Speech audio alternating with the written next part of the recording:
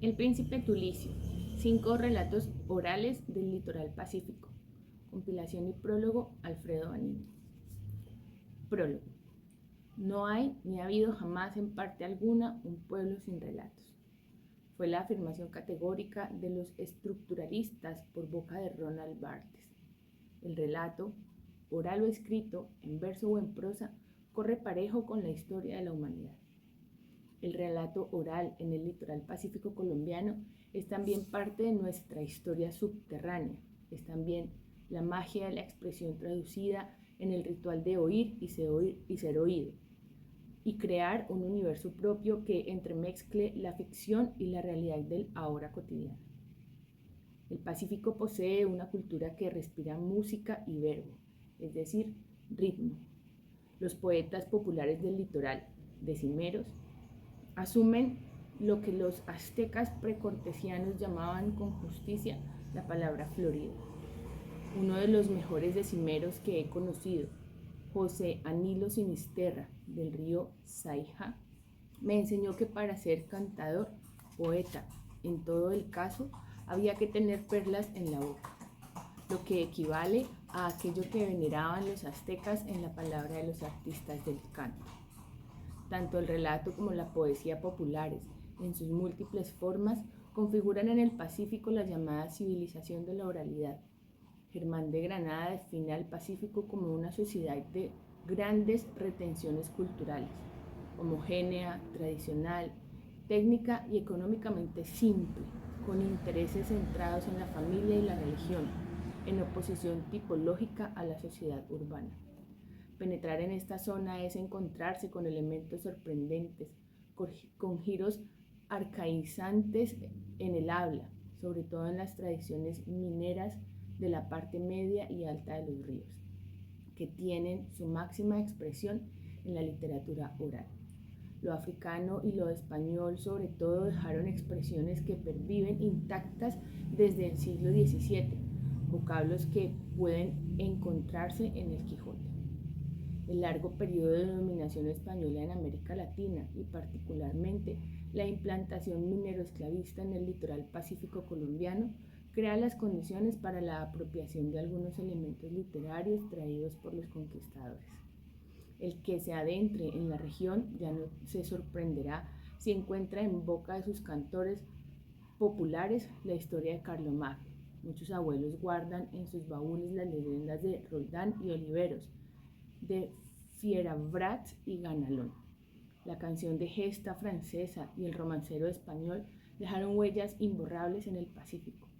Conservaron su frescura argumental y métrica y a partir de ellos se ha llegado a creaciones que a veces nada tienen que envidiarle a la poesía culta.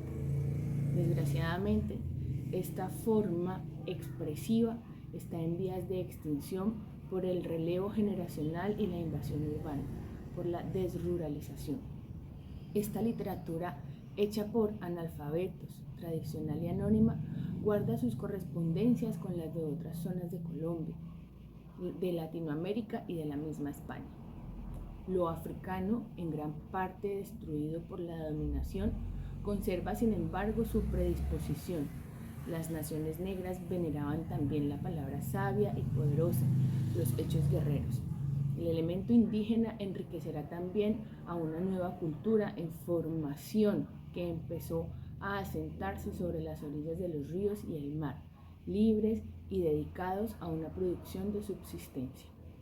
Es indudable que el aporte cultural del Pacífico y de todas las comunidades negras de América apenas empieza a ser valorado con justicia. Se le cubrió con el velo de algo exótico, remoto y salvaje, y de paso se olvidó la contribución económica de los grupos negros a la economía colonial y al florecimiento del capitalismo mundial. Los 5 relatos que presentamos en esta primera entrega representan el primer esfuerzo por difundir una cultura que debe poner al servicio del mismo hombre que la creó, de los estudiosos y lectores, con la pretensión primordial de ofrecer un mundo verbal enriquecedor.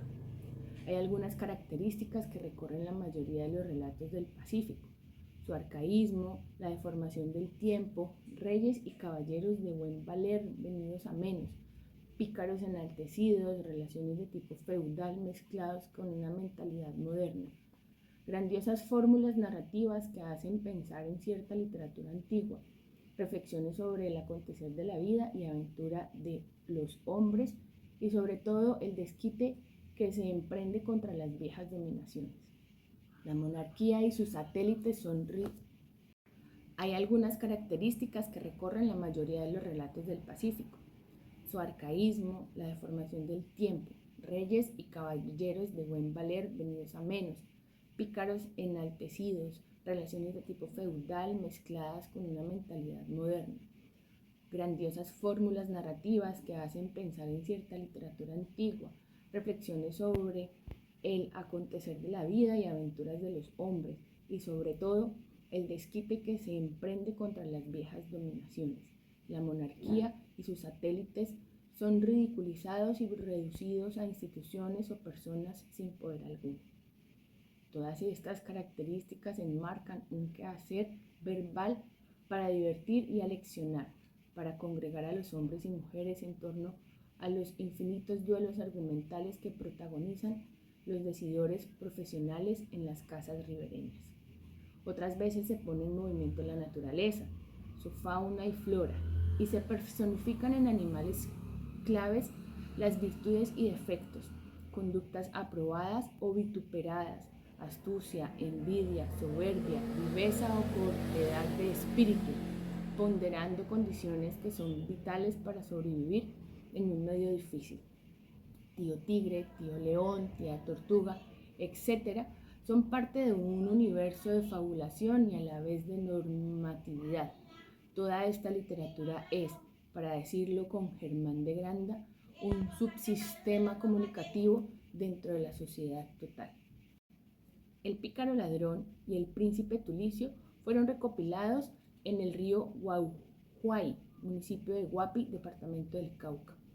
El rey y el muchachito en el río Saijá, Timbiquí, Cauca. El príncipe de los dientes de oro fue pacientemente reconstruido por mi esposa Mariela García y yo, conciliando las infinitas versiones que posee este relato que anduvo demasiado por nuestra infancia. El último cuento fue recogido por Mercedes Pardo en el pueblo de Guapi. Las transcripciones se hicieron a partir de las grabaciones, eliminando determinadas circunstancias referenciales. Se comprende que hay un público que a su vez interviene, pujando para alentar al narrador, respetando hasta donde es posible los giros, lo dialectal propio de la región o del informante. Los años 1976 y 1980 abarcan esta búsqueda. Por el carácter anónimo y oral de estos relatos, cada informante aporta nuevos elementos a un mismo relato, giros y versiones a veces disímiles.